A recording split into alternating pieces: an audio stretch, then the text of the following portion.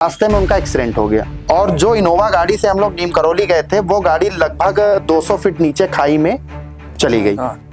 Okay. और एक खरोच उनके नहीं आई। जो साथ में गए थे तो उन्होंने उस इनोवा की चाबी बाबा जी के कंबल पे रखी थी, जब जितनी देर हम लोग बैठे थे वहां पे, लगभग 2 से 2.5 घंटा, कि उन्हीं का आशीर्वाद था, वरना 200 फीट के बाद आप पंकज जी सोच सकते हैं क्या पॉसिबल है बच पाना। और 3 लोग गाड़ी में थे और एक खरोच भी नहीं है। और रात में बाबा अपना आश्रम छोड़ के अचानक उनके घर पहुंचे और बाबा जान रहे थे कि वो लोग बहुत परेशान हैं। तो अचानक रात में क्या होता है कि बाबा का जो शरीर है वो हिलने लगता है और बाबा जोर जोर से चिल्लाना शुरू कर देते हैं। जो उनका बच्चा होता है आर्मी का, वो सामने होता है और वो गले से लगा लेता है और बोलता है कि मम्मी आज तो हम बच गए। तो उस कंबल में कम से कम 10,000 बुलेट्स थी। ये वही बुलेट्स थी जो उनके बेटे को रात में भून रही थी, मगर बाबा ने सारी बुलेट्स अपने शरीर पे ले ली और बेटा आज उनके घर खड़ा हो गया। जैसे मैंने देख रहा हूँ कि आप अपने हाथ में जो आपने कितनी अच्छी सी सुंदर फोटो बाबा की लगाई जी। अगर अभी आप इसको 2 मिनट लगातार देखते रहिए, आपकी आंखों में पानी होगा और आपको ऐसा लगेगा कि जैसे बाबा साक्षात सामने बैठे हैं। एक्चुअली बाबा जी के बारे में अगर बताने बैठेंगे तो मुझे लगता है ये पॉडकास्ट भी कम पड़ेगा और शायद 2-4 दिन 2-4 रातें भी कम पड़ जाए। सच अगर आपसे कहें तो उस समय हम जानते ही कुछ नहीं थे कैंची धाम के बारे में और बाबा नीम करौली के बारे में। तो एक अजीब सा मतलब एक अजीब सा सुकून, एक अजीब सी वाइब, कुछ अलग ही सा हो गया।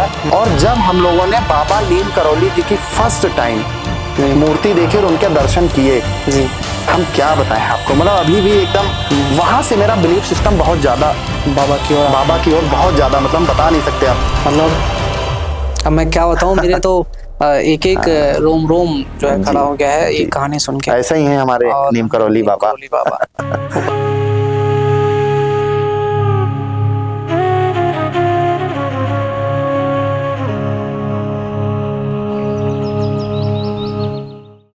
जय बाबा नीम करौली जी की। बाबा नीम करौली जी के अलौकिक कथाओं के पॉडकास्ट में आप सभी का स्वागत है। धरोहर टॉक एक यूट्यूब चैनल है जहाँ पे हम बाबा के पॉडकास्ट स्टार्ट करते हैं और आज हमारे साथ एक स्पेशल गेस्ट हैं संदीप पांडे जी। संदीप जी नमस्कार। नमस्कार। संदीप पांडे जी बाबा के बहुत बड़े भक्तों में से एक हैं। जैसे कि हमने आपको बताया था कि बाबा के भक्तों का पॉडकास्ट करेंगे और बाबा के भक्तों के जीवन में बाबा के द्वारा क्या चमत्कार हुए हैं और क्या ऐसी घटनाएं घटी हैं जैसे जिन घटनाओं की वजह से बाबा की ओर आकर्षित हुए हैं। तो संदीप जी नमस्कार। नमस्कार पंकज जी। बाबा से पहली बार अब कब मिले और बाबा से इतना झुकाव और इतना आकर्षण कैसे हुआ बाबा की ओर? एक्चुअली फर्स्ट टाइम जब मुझे कहीं से पता चला तो मैं 2017 के लगभग आई थिंक जुलाई का मंथ था और शायद 20 या 21 जुलाई का, मुझे एग्जैक्टली डेट तो नहीं पता है लेकिन लगभग यही डेट थी। मंथ इसलिए याद है क्योंकि ये मेरा वो समय था लाइफ का जिसको मैं बोल सकता हूँ कि अंधकार का जीवन आ चुका था लाइफ में। जहाँ कुछ नहीं दिखाई दे रहा, जहाँ ये था कि क्या करना है, कर तो रहे थे पर वो हो नहीं रहा था, रुका हुआ, रोज रोज निराशा, रोज रोज हताशा। तो जो मेरे बॉस थे, जब मैंने काम जहाँ पे शुरू किया तो जो मेरे बॉस थे फिर वो मुझे मतलब इस तरीके से देखते थे, थोड़ा सा डलनेस, काम करने के बावजूद हर मतलब कोई विजन नहीं, कोई डायरेक्शन नहीं, बस कर रहे हैं, बस हो जाएगा, एक मतलब वो था। तो मैं और मेरा एक फ्रेंड है, मैं उनका नाम लेना चाहूंगा, मिस्टर चंद्र प्रकाश अवस्थी, पिंटू भाई हमारे। तो हम दोनों लोगों ने ही एक कह सकते हैं कि बचपन से ही एक साथ काम शुरू किया और हम लोगों में काफी गहरी दोस्ती भी है। तो जब हम लोगों ने अपने करियर की स्टार्टिंग की, और होता क्या है कि जब आप करियर की स्टार्टिंग करने के बाद जब आपकी लाइफ में डलनेस आती है वो समय बहुत टफ होता है आपका। करियर स्टार्ट नहीं हुआ वो समय बहुत टफ नहीं है क्योंकि वो तो बाद में भी हो जाएगा, लेकिन आप स्टार्ट होने के बाद एक ऊंचाई पे जाने के बाद और जब जमीन पे आते हैं। तो ऐसा क्या रीजन था कि बाबा के बारे में सबसे पहले किसने बताया? हाँ, मैं वही बता रहा था आपको कि 2017 जुलाई में जो हमारे बॉस थे तो वो देखते थे हम लोगों की एक्टिविटी। तो एक दिन ऐसे ही हम लोग खाना खा रहे थे, लगभग 9 साढ़े 9 बजा होगा, यहीं लखनऊ में एक रेस्टोरेंट था। तो उन्होंने कहा यार अभी अचानक तुम लोग मेरे साथ नैनीताल चलो। जो भी बाबा की जो भी मर्जी रही हो मुझे नहीं पता है। और हम लोगों ने भी एक बार आंख बंद करके बोला ठीक है सर चलिए। और हम लोग रात में इनोवा गाड़ी से निकल गए ओके और हम लोग पहुंचे भवाली में, कंट्री इन होटल है, वहां पे हम लोगों ने Okay. स्टे किया। ओके और दूसरे दिन हम लोग लगभग दोपहर का 2-2:30 बजा होगा, चेकआउट करके हम लोग सीधे बाबा नीम करौली जी के मंदिर गए। जी। और सच कहें पंकज जी, तो हम कैंची उस धाम। समय, हाँ कैंची धाम, ओके और सच अगर आपसे कहें तो उस समय हम जानते ही कुछ नहीं थे कैंची धाम के बारे में ओके। और बाबा नीम करौली के बारे में। ठीक तो होता क्या, जब कुछ नहीं जानते हैं तो वहां बहुत बिलीव नहीं आपका होता काम है। नहीं करता है। ओके आपको लगता है बस सर लाए हैं, जी। बात टालनी नहीं है, जी चलना है और चले गए।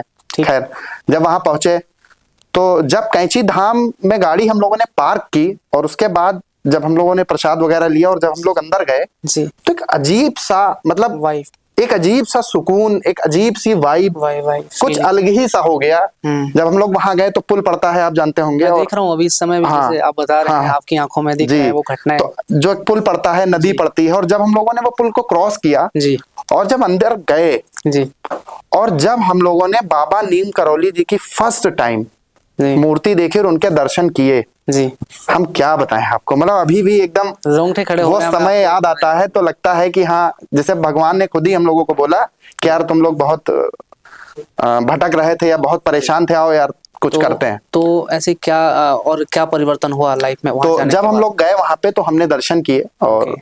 करीब 2 से 2.5 घंटे हम लोग वहां पे ओके। फर्श पे बैठे ओके और एक अजीब सी फीलिंग लेके और एक अजीब सी एनर्जी लेके। उस समय तो नहीं पता था कि वो एनर्जी क्या है, लाइफ में क्या चेंज होगा। फिर हम लोग होटल आए और फिर उसके बाद चेकआउट करके हम लोग फिर से जी। लखनऊ आ गए जी। और 2-4 दिन थोड़ा सा तो एक नॉर्मल रहा। हमने काफी बाबा जी की कहानियां और बहुत सारी चीजों को देखा, समझा और काफी चीजें समझ में आई। और एक चीज मैं और यहाँ पे आपको बताना चाहूंगा कि जो हमारे सर थे जो साथ में गए थे, तो उन्होंने उस इनोवा की चाबी बाबा जी के कंबल पे रखी थी जब जितनी देर हम लोग बैठे थे वहां पे, लगभग 2 से 2.5 घंटा। ओके। तो मुझे नहीं पता था उन्होंने ऐसा क्यों किया।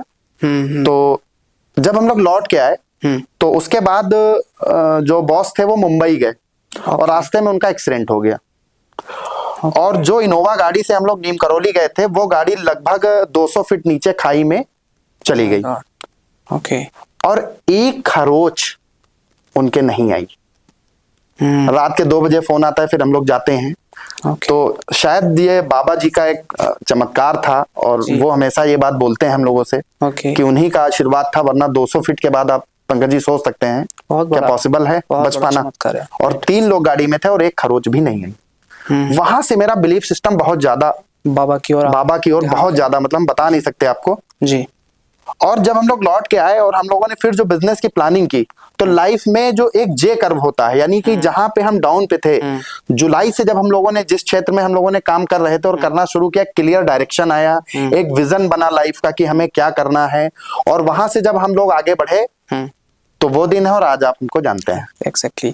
सो मैं आपसे एक चीज़ पूछना चाहूँगा कि जैसे हम लोग जब कैंची धाम जाते हैं, बाबा के दर्शन करने जाते हैं, तो मेरे साथ क्या होता है कि मैं जब भी बाबा को फेस करता हूँ तो फेस कर नहीं पाता हूँ जी। रोना आ जाता है, आंसू निकलने आते हैं। तो ऐसी घटना आपके साथ हुई है?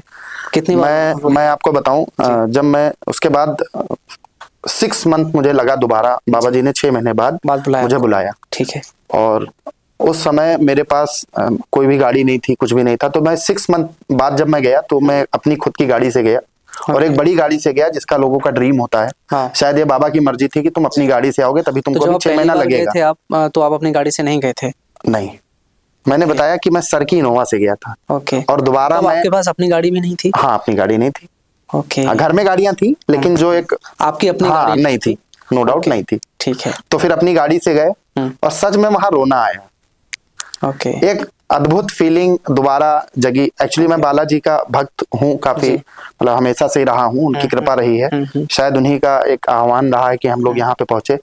लेकिन तब से और आज का एक डेट है, लगभग 2 से 3 महीना नहीं बीतता है और अंदर से ही आपको बाबा आने लगता है कि बस चलना है। और अभी मैं 2 महीना हुआ है, अभी होके आया हूँ वहां पे। तो लगातार मतलब वहां एक मतलब होता नहीं कि जाना ही है। ओके। मैं देखता रहता हूँ कि आप काफी अपने कलीग्स, अपने पार्टनर्स के साथ कई सारी चीजें भी करते रहते हैं जो बाबा के। और मैं आपके ऑफिस में भी गया जी। आपके ऑफिस में चारों ओर बाबा की तस्वीरें ही दिखाई दे रही थी। आप ऑफिस आए होंगे, आपने देखा होगा रिसेप्शन से लेकर और जितने भी केबिन है, बाबा जी हर जगह विराजमान है जी। और एक घटना मैं आपके साथ और शेयर करना चाहूंगा कि अभी हम लोगों ने लास्ट ईयर 23 में और 24 में भी, मतलब ये तो हम लोग लगातार जो मैं बताने जा रहा हूँ आपको, मैंने अपनी पूरी टीम को, मेरी टीम में लगभग 100 ऐसे लोग थे जी जो साथ में काम कर रहे हैं और एक अच्छा काम कर रहे हैं, तो मैं सभी लोगों को नीम करौली दर्शन ले गया। ओके। और एक वहां पे तथास्तु प्रोग्राम हम लोगों ने ऑर्गेनाइज किया जो कि पूरी तरह से बाबा को डेडिकेट था पूरा तरीके से। सभी को दर्शन कराया। प्रोग्राम में थोड़ा डिटेल बताएंगे क्या? हाँ, क्या था उसमें? हम लोगों ने ये किया था कि जब हम लोग, मेरा जो विजन था, तो हम लोग काफी लोगों को यहाँ से ले गए थे, हम और पिंटू भाई थे। तो वहां पे हम लोगों ने फर्स्ट ऑफ ऑल सभी का दर्शन कराया बाबा का, और जो इसमें से भी 80% लोग थे जो नहीं जानते थे कभी। ओके। और उसके बाद सभी लोगों ने दर्शन किया, फिर उनके बारे में हम लोगों ने वहां पे जो गुरु जी थे उन्होंने उसके बारे में बताया, और हमारे साथ जो लाइफ कोच थे जो बाबा जी के ऊपर एक अच्छी स्टोरी लिख रहे हैं, उन्होंने उनके बारे में काफी कुछ बताया।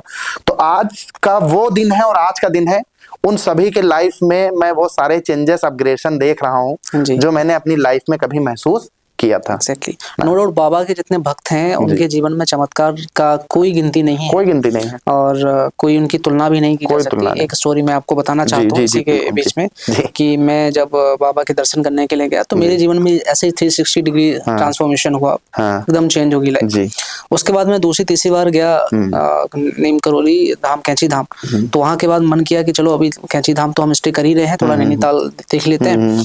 नैनीताल पहुंचा, वहां से एक बाइक ली, जब क्योंकि मैं ट्रेन से गया हुआ था उस समय, तो बाइक वाले ने मुझे घुमाने के लिए जब वो ले गया तो उसने मुझे गिरा दिया। अरे! और मैं गिरा तो मुझे थोड़ा सा फ्रैक्चर आ गया, और फ्रैक्चर भी आया और ब्लड भी निकला काफी। तो उस समय तो दर्द नहीं हो रहा था, बट किसी ने कहा चलो थोड़ा पानी मानी डाल लो, दिखा लो, तो मरहम पट्टी थोड़ी कराई। उसके बाद वापस नैनीताल से कैंची धाम आ गए, क्योंकि मैं वहीं स्टे लिया हुआ था।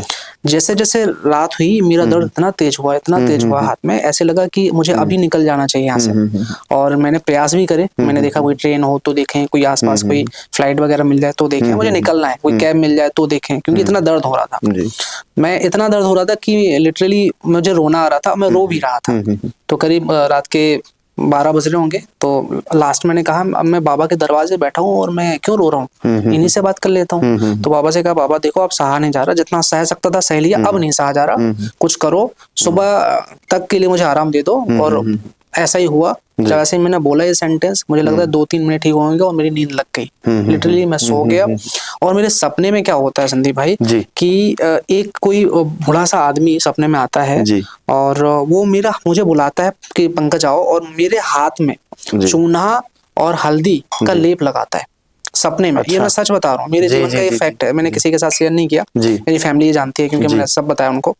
और मेरा कोई दर्द नहीं हुआ सुबह 10 बजे तक, जब तक कि मैं हॉस्पिटल नहीं पहुंच गया, एक्सरा वगैरह नहीं हुआ, जब तक मेरा कोई दर्द नहीं हुआ। और मैं फिर जब डॉक्टर को दिखाया, डॉक्टर को जैसे ही मैंने दिखाया भाई वही दर्द स्टार्ट हुआ जो रात में हो रहा था। सच बता रहा हूँ, ये सब बाबा की लीला है। और इसके बाद फिर मैंने एक्सरा कराया, उसने मुझे बताया कि एक बाल के जैसे हेयर फ्रैक्चर है, और फिर उसने मुझे प्लास्टर भी किया, और ये प्लास्टर मैंने हल्द्वानी में कराया। उसके बाद मैंने हल्द्वानी से मैंने कैब करी जो मुझे मेरे घर जो है छोड़ा उसने, क्योंकि मेरे पास ट्रेन के लायक मैं रह नहीं गया था। तो एक स्टोरी है, पॉडकास्ट में आपका ले रहा था, कहानी मैंने अपनी बता दी। संदीप जी अब एक कहानी के बारे में आप बता रहे थे बाबा की, वो कहानी क्या थी? जी पंकज जी, चमत्कार एक है मुझे, मतलब बाबा जी का एक चमत्कार है, कहानी है जो वाकई में मतलब सुनेंगे ना तो लगेगा कि बिल्कुल। दरअसल बात यह है कि जब बाबा जी अपने आश्रम में रहते थे तो उस समय एक परिवार था जो बाबा जी को बहुत मानता था, और बाबा जी को बहुत ज्यादा मतलब मानते थे वो लोग। तो एक रात वो परिवार बहुत परेशान था, बहुत परेशान। मतलब उसमें माता पिता थे और उनका जो लड़का था वो आर्मी में था, और बहुत ज्यादा मतलब मैं शब्दों में नहीं बता सकता कितना ज्यादा वो परेशान थे। तो बाबा को ही याद कर रहे थे। तो बाबा को इस बात का एहसास हुआ, और रात में बाबा अपना आश्रम छोड़ के अचानक उनके घर पहुंचे। ठीक। और जैसे उन्होंने दरवाजा खोला और बाबा को देखा तो दोनों नतमस्तक हुए, और बाबा आप यहाँ कैसे? तो बाबा ने बोला मुझे बहुत तेज भूख लगी है, मेरे लिए कुछ खाना लाओ। तो बाबा ने वहां खाना खाया और बोला कि अब मैं विश्राम करूंगा, और मुझे विश्राम करने के लिए एक कंबल चाहिए, बाकी मुझे कुछ नहीं चाहिए। और बाबा जान रहे थे कि वो लोग बहुत परेशान हैं। तो उन लोगों ने कंबल दिया, और बाबा कंबल ओढ़ते ही सो गए और खर्राटे लेने लगे।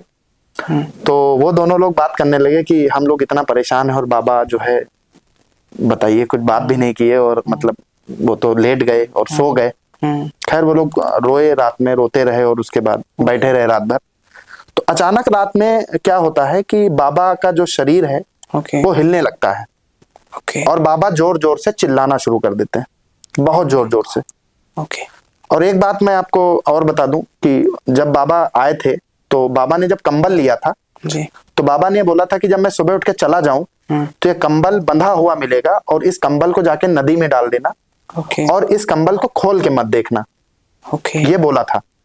तो जब बाबा रात में बहुत हिलने लगे और फिर बहुत ज्यादा मतलब जैसे बहुत पेन हो रहा हो, बहुत ज्यादा शरीर में पेन हो, उस तरीके से पूरी रात बाबा करीब 2 घंटे तक कराहते रहे और बहुत कराहे।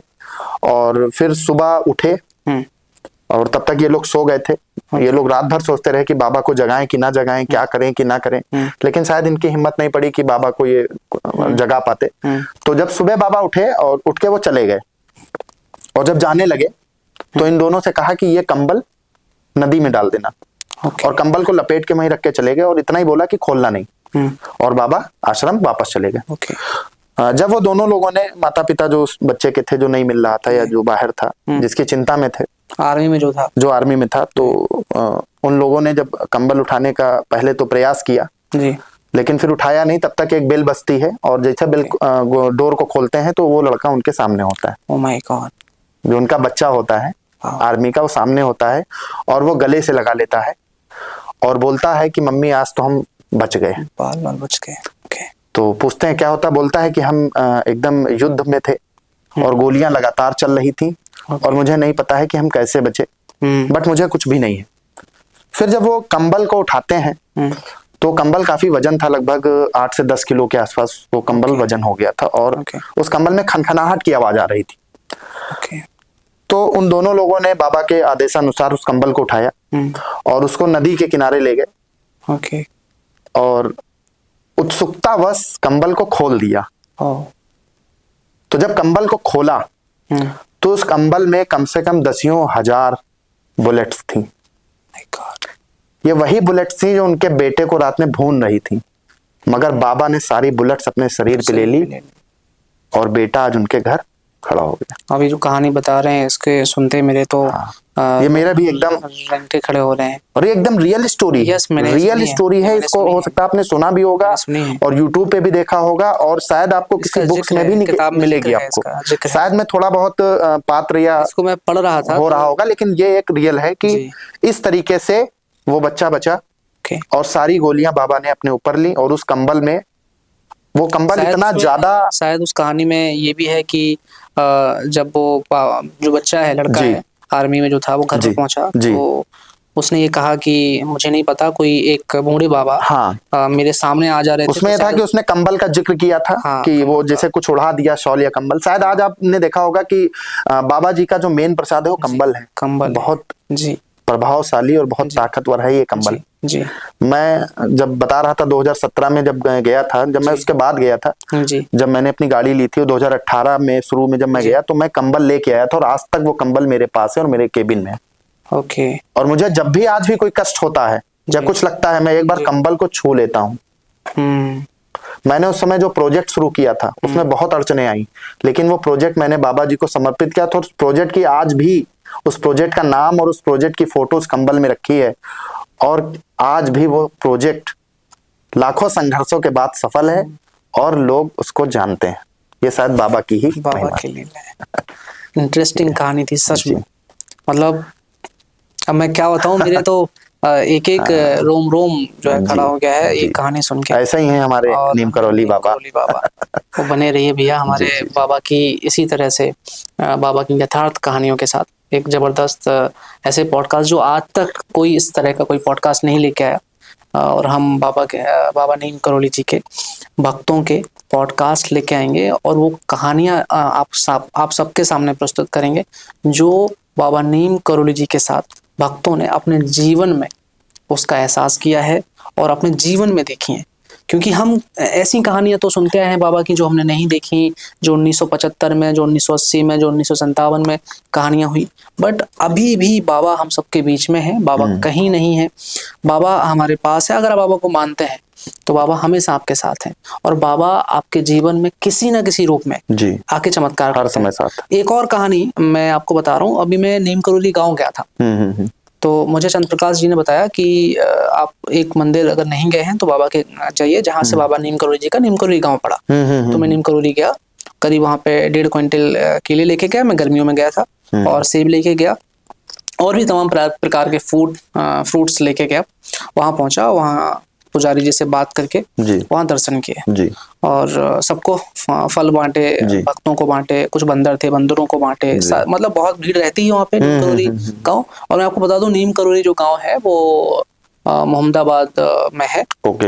तो बाबा नीम करोली का जहाँ स्टेशन है, जहाँ स्टोरी स्टेशन वाली कहानी प्रचलित है, तो मैं जब वहां से मैं नीचे गया तो गुफा में भी गया, जहाँ बाबा ने गुफा करी, गुफा में तपस्या करी, क्षमा चाहते हैं। बाबा ने जहाँ गुफा में तपस्या करी वहां भी गया। बाबा ने जो हनुमान मंदिर बनाया, जो प्रतिमा बनाई, बहुत दिव्य प्रतिमा है बाबा ने, नदी से क्रॉस करते हुए एकदम। जी, तो जो उन्होंने प्रतिमा बनाई उस मंदिर के अंदर हनुमान जी की, जो कहते हैं कि गोबर से बनी हुई प्रतिमा है, बाबा ने अपने हाथों से बनाई, और वही ओरिजिनल है, आज भी है। तो उसके बाद जब मैं दर्शन करने के बाद, पुजारी से बात करने के बाद, फ्रूट्स बांटने के बाद मैं वापस आने लगा, तो एक कोई गरीब बूढ़ा व्यक्ति, मैं सच बता रहा हूँ लिटरली, मेरे पास आता है और मेरे से कुछ 50-100 रुपए मुझे मांगने लगता है कि 50-100 रुपए दे दो, या मुझे एक सॉल दिला दो। पता नहीं, तो मुझे ऐसा लगा कि वो व्यक्ति वहां का मांगने वाला है। तो मैं ऑलरेडी फ्रूट्स वगैरह सब कुछ बांट चुका था, तो मेरे पास एक्चुअली पैसे भी नहीं थे कि मैं दे दूं, और मेरे पास कुछ सॉल वगैरह जैसी कोई चीज भी नहीं थी कि मैं दे दूं।